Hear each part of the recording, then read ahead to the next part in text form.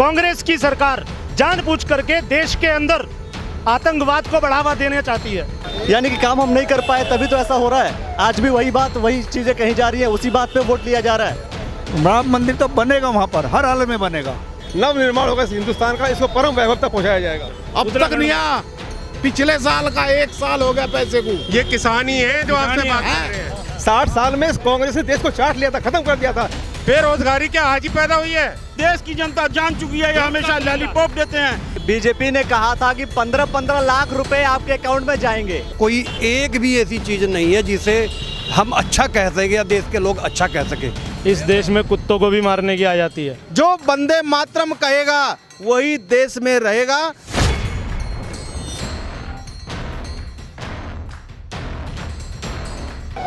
अभी व्याख्यान हुआ, व्याख्यान में योगी जी ने ये कहा कि मंदिर वही बनेगा, है ना। उन्होंने बोला कि मंदिर वही बनेगा, आप चिंता मत कीजिए।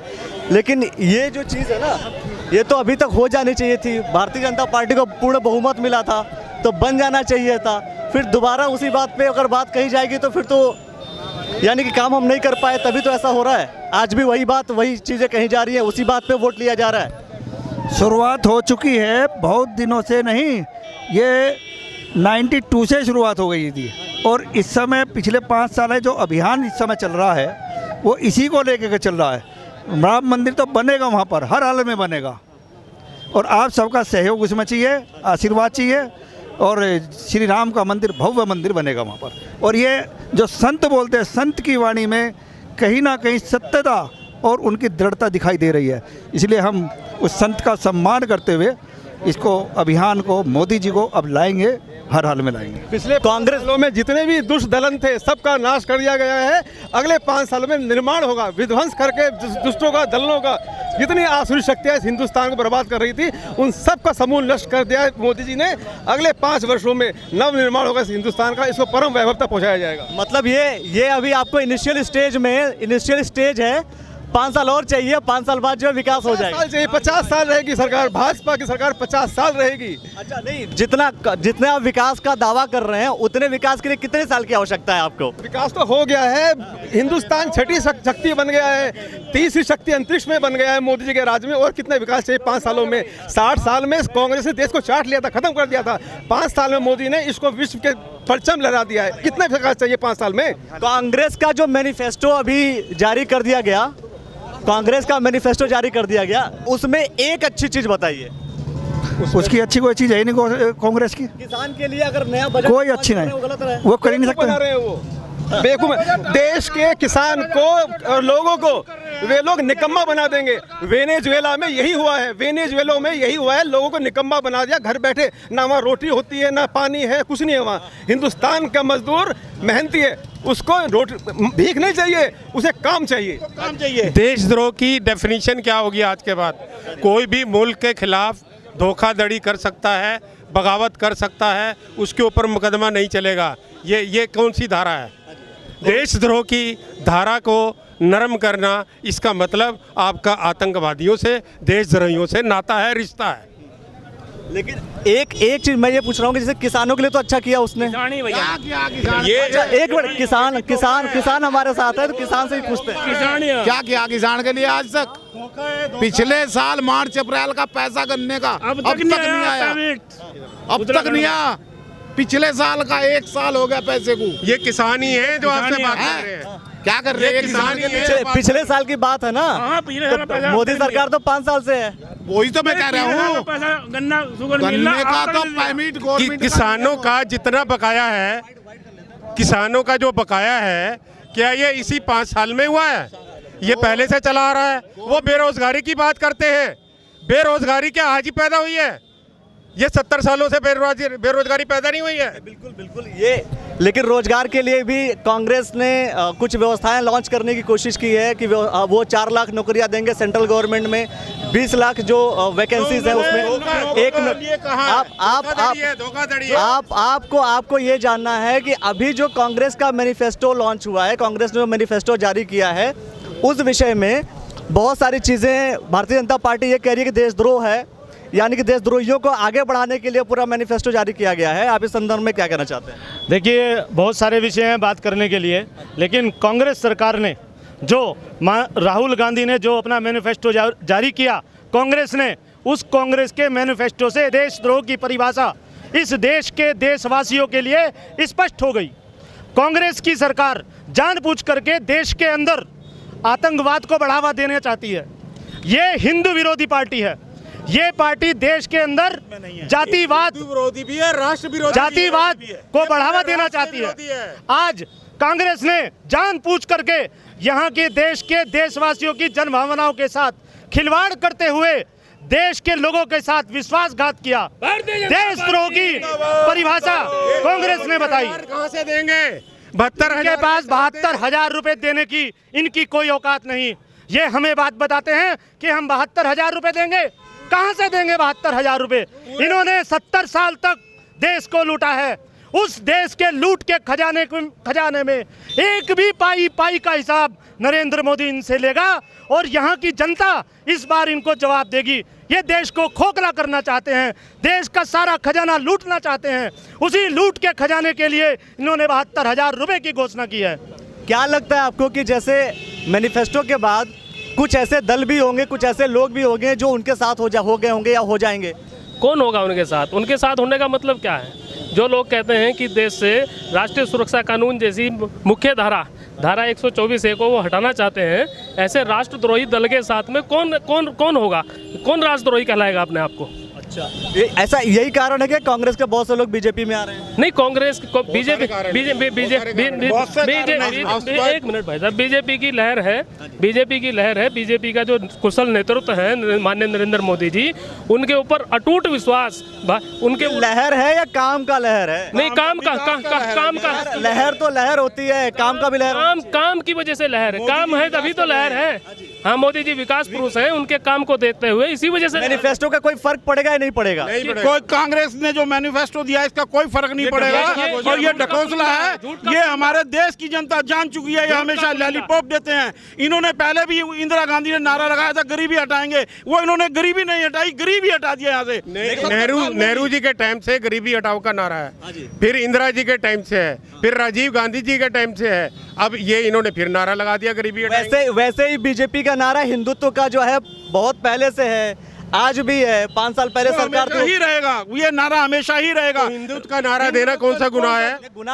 हमें अपनी संस्कृति को जागृत करने के लिए, इसके लिए लड़ाई लड़नी है, हम लड़ेंगे। 5 साल में मंदिर तो बनवाना था।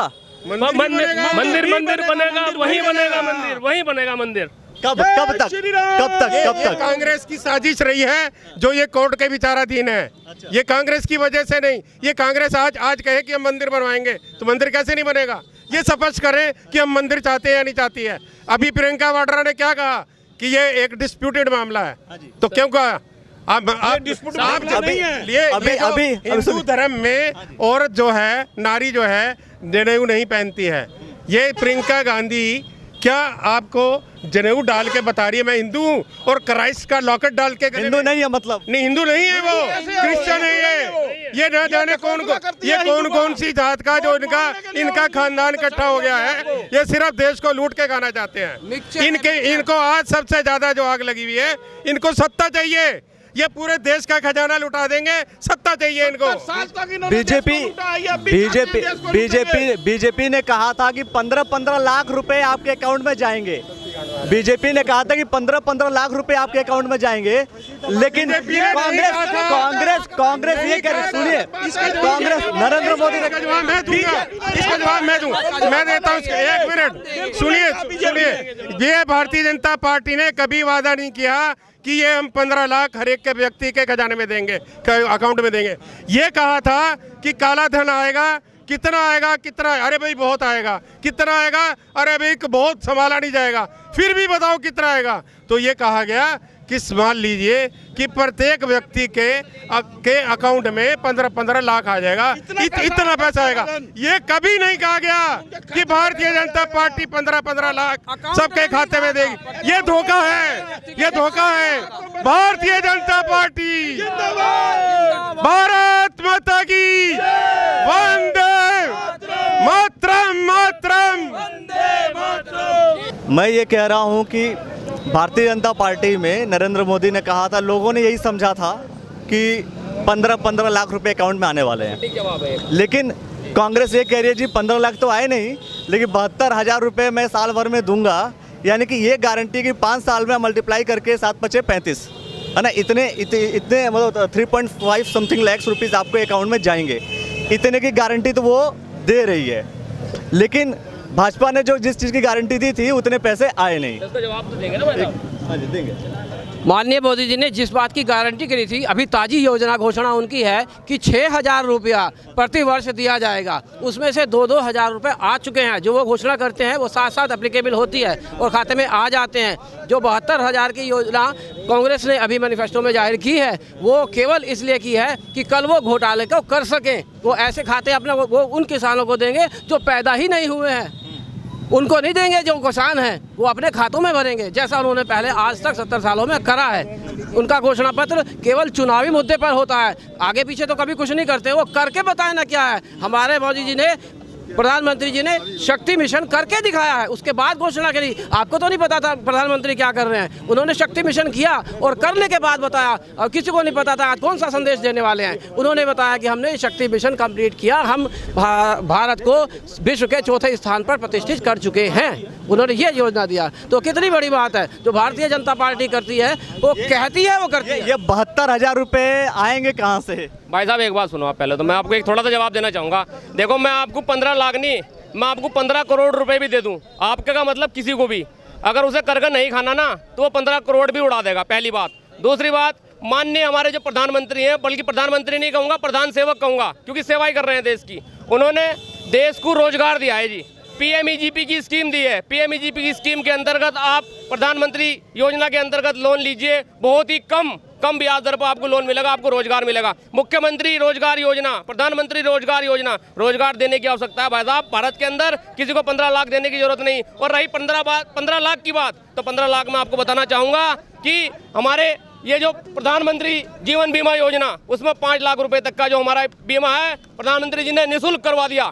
आयुष्मान योजना के अंतर्गत 5 लाख रुपए तक का इलाज मुफ्त करवा दिया। भाई साहब और क्या चाहोगे आप, मुझे बताओ। आपको कोई पैसे से क्या मतलब है? पैसा अगर आप किसी को दे दो, पैसा नहीं संभाल पाएगा, परंतु हाँ, अगर किसी को आप कोई रोजगार दो, उसका जीवन यापन होगा, 4 लोगों को और रोजगार देगा और उसका पूरा का पूरा घर भली प्रकार से चल पाएगा।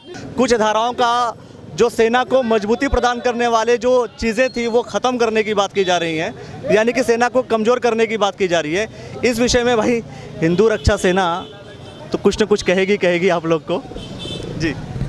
जो ये कांग्रेस के युवराज हैं राहुल बाबा करते कुछ नहीं है। इन्होंने बोल के अपनी पार्टी को समाप्त कर लिया और ये सारी भाषणबाजी ऐसी करते हैं कि इन्होंने कांग्रेस को समूल जड़ से नष्ट करने का इन्होंने संकल्प लिया हुआ है।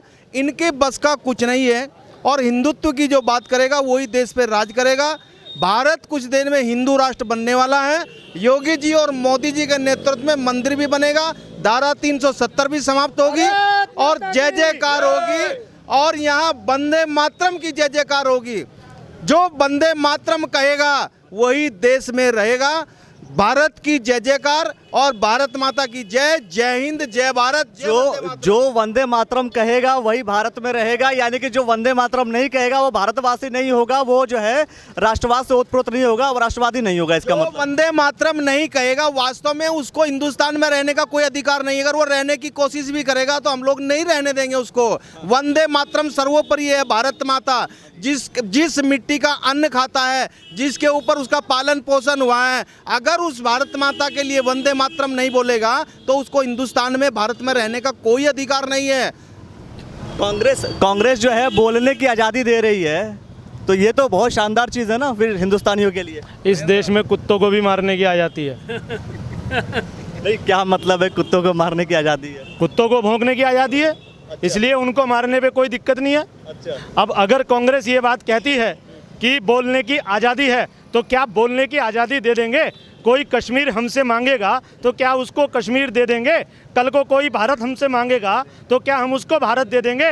ऐसा नहीं चलेगा। बोलने की आज़ादी सिर्फ सही बात पे है। अगर कोई गलत बात हमारे सामने बोलेगा तो उसकी गर्दन काट देंगे। ये संविधान में जो संशोधन होना है वो करने नहीं देंगे। संविधान में संशोधन होगा ऐसा किसने कहा संविधान में संशोधन नहीं होगा होगा कैसा वाला? संविधान में देश के अनुकूल संशोधन होगा। यहाँ की जनता जो चाहेगी उस तरह के अनुच्छेदों में यहाँ पर संशोधन बिल्कुल करा जाएगा। माननीय नरेंद्र मोदी जी को यहाँ की जनता दोबारा से चुन करके प्रधानमंत्री इसीलिए बना रही है कि यहाँ पर संविधान के उन अनुच्छेदों का जो अंग्रेजों के काल से चले आ रहे हैं उनको बदला जा सके।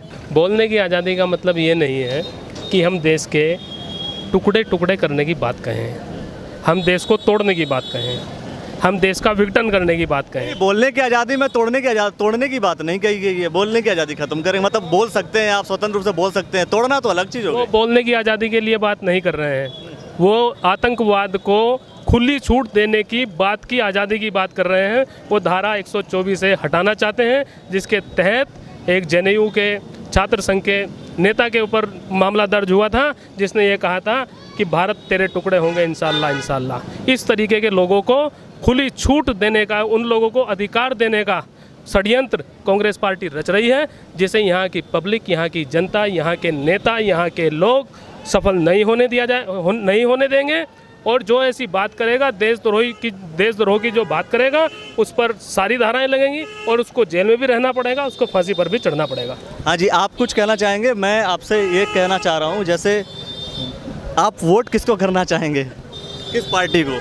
जी, वोट तो जो हमें अभी तक डिसाइड भी नहीं किया है। किस डिसाइड नहीं किया आपने? नहीं, कौन सी पार्टी? अभी बताइए, अभी जो धारा हटाने की बात की जा रही है, जैसे स्वतंत्रता रहेगी बोलने की, कांग्रेस से मैनिफेस्टो जारी कर दिया, उसने ये कहा कि आप मतलब कुछ भी अपशब्द बोल सकते हैं, कोई दिक्कत नहीं है, ये चलेगा भारत में? नहीं चलेगा? नहीं, ये तो नहीं चलेगा। देखो, अपशब्द नहीं चलेगा। नहीं, अपशब्द नहीं चलेंगे? नहीं, अपशब्द नहीं चलेगा, चाहे जी किसी के भी लिए। जो अपशब्द कहते हैं वो तो अच्छा ही नहीं होता, कि जो अपशब्द बोलते हैं, तो ये तो बिल्कुल भी पसंद नहीं है, किसी को भी नहीं पसंद है। तो कांग्रेस के मैनिफेस्टो आपने सुने होंगे, कुछ समझा होगा आपने?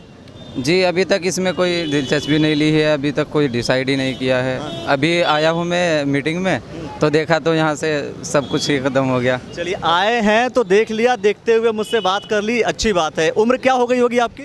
25 साल। 25 साल। वोट देने का अधिकार इनको मिल गया है, तो बोलने का अधिकार जिस हिसाब से कांग्रेस सरकार देना चाहती है लोगों को कि कुछ भी बोल लीजिए, ये उचित है या क्या है? नहीं, उचित नहीं है। बीजेपी जीतेगी इस बार तो बीजेपी का पक्का चांस है। बीजेपी की पक्का जाना है? क्यों जाएगी बीजेपी में? सब कुछ है, स्वतंत्रता है, सारा कुछ है। अच्छा, सरकार अच्छी है, मोदी जी अच्छा कर रहे हैं। अच्छा, इंडस्ट्री घूम रहे हैं। अच्छा, हाँ, मोदी अच्छा कर रहे हैं। तरह तरह की बातें बीजेपी के लोग कांग्रेस पर कर रहे हैं कि कांग्रेस देशद्रोह वाली पार्टी हो गई, देशद्रोहियों को सपोर्ट कर रही है, जबकि कांग्रेस ये कह रही है कि मैं स्वतंत्रता देने की बात कर रहा हूँ मैं, और जो भी चीज़ें जो भाजपा पूरी नहीं कर पाई, जो मोदी सरकार पूरी नहीं कर पाई, वो कांग्रेस सरकार पूरी करेगी, और राहुल गांधी की जो गवर्नमेंट बनेगी वो पूरी करेगी। ऐसे वादों के साथ ऐसा मैनिफेस्टो लॉन्च किया गया है। तो इस संदर्भ में आप क्या कहना चाहते हैं?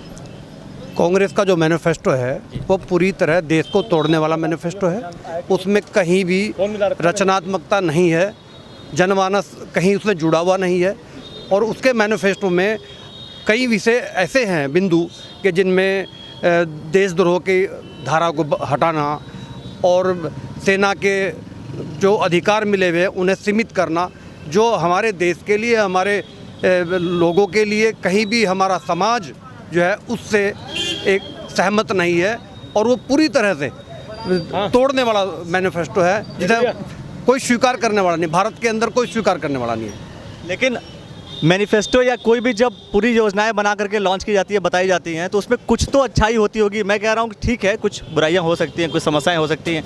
बतौर बीजेपी पार्टी, कांग्रेस पार्टी को कोई समस्या हो सकती है, कांग्रेस पार्टी से समस्या हो सकती है, कांग्रेस को बीजेपी समस्या हो सकती है, लेकिन मैं आपसे जानना चाहता हूँ, कोई एक अच्छी चीज़ बताइए जो कि बीजेपी के, कांग्रेस के मैनिफेस्टो में कुछ अच्छा हो। उनके मैनिफेस्टो में कोई एक भी ऐसी चीज़ नहीं है जिसे हम अच्छा कह सकें या देश के लोग अच्छा कह सके, क्योंकि वो मतलब कांग्रेस ये कह रही है कि किसानों के लिए एक बजट बनना चाहिए, वो नहीं बनना चाहिए आपके हिसाब से? नहीं, किसानों के बारे में कांग्रेस ने कभी सोचा ही नहीं। सोचने की बात यह है कि अगर आज किसान इस हालात में है तो उसका जिम्मेदार कौन है? आज देश के 70 साल के बाद अगर किसान सड़क पे है या किसान की ये स्थिति है तो उसका वास्तविक जिम्मेदार कांग्रेस है। आज कांग्रेस अगर उसकी बात करती है तो पूरी तरह धोखा देने वाली है, क्योंकि चुनाव के समय, इस समय आज वो पावर में नहीं है, तो इस तरह के विषय जो उठा रही है वो पूरी तरह देश को तोड़ने वाले, लोगों को गुमराह करने वाले हैं और पूरी तरह झूठ है। ये आइडिया तो अच्छा है ना, अगर एक आयोग बनाने की बात की जा रही है तो अच्छा ही हुआ ना, वो बुरा तो है नहीं वो चीज़। सरकार ने, मोदी सरकार ने, हमारे यशस्वी प्रधानमंत्री मोदी जी ने नीति आयोग बनाया है, उसमें उन सब चीज़ों को रखा गया, उसे सब हर तरह से देश के हर क्षेत्र को उसे दिशा दी गई है। किसी आयोग को बनाने की उनकी अगर मंशा ही है तो वो आज क्यों आई है? वो पूरी तरह से कोई भी खरा उतरने वाली बात नहीं है उनके मैनिफेस्टो के अंदर। देखिए, कांग्रेस ने अपना मैनिफेस्टो तो लॉन्च कर दिया है, लॉन्च करने के बाद बीजेपी के लोग उसमें बहुत सारी समस्याएं देख रहे हैं। वो ये कह रहे हैं कि देशद्रोही वाली, यानी देशद्रोहियों को सपोर्ट करने वाली मैनिफेस्टो है, आतंकवादियों को सपोर्ट करने वाली मैनिफेस्टो है, और सरकार यानी कि जो जनता है उसको कमज़ोर करने वाली मैनिफेस्टो, उनके कमज़ोर करने वाली नीतियां बनाई गई हैं। उनको कोई भी चीज़ें अच्छी नहीं दिख रही हैं। हालांकि सबकी अपनी अपनी सोच है, इस सोच में हम कुछ नहीं कर सकते हैं, लेकिन हमारे इस प्रोग्राम को दिखाने का उद्देश्य ये है कि आप डिसाइड कर सकें, सोच सकें उन बिंदुओं पर जिन बिंदुओं पर आपको सोचना चाहिए। क्योंकि नेतागिरी या फिर चुनाव जीतना है, इस मकसद से बहुत सारी पार्टियां बहुत सारी बातें करती हैं, कभी कुछ अच्छा है कभी कुछ अच्छा है ऐसा कहती रहती हैं, तरह तरह के प्रलोभन देती रहती हैं। लेकिन आपको डिसाइड करना पड़ेगा कि आपको प्रलोभन में आना है, वो किसी भी पार्टी की हो, बीजेपी हो, कांग्रेस हो, आम आदमी पार्टी हो, सपा हो, बसपा हो, कोई भी पार्टी हो, आपको प्रलोभन में आना है या वास्तव में आपको ये देखना है कि कौन व्यक्ति है या कौन सी पार्टी जो देश का विकास कर रही है। देश के विकास के साथ यदि आप लोग जाएंगे तो शायद आपके लिए अच्छा होगा, हमेशा देश के लिए अच्छा ही होता है। तो मेरा आपसे ये पर्सनल सजेशन है कि आप लोग वोट देने ज़रूर जाएं, ताकि इस देश का विकास हो सके और अपने मत का प्रयोग ज़रूर करें आप। बहुत बहुत धन्यवाद।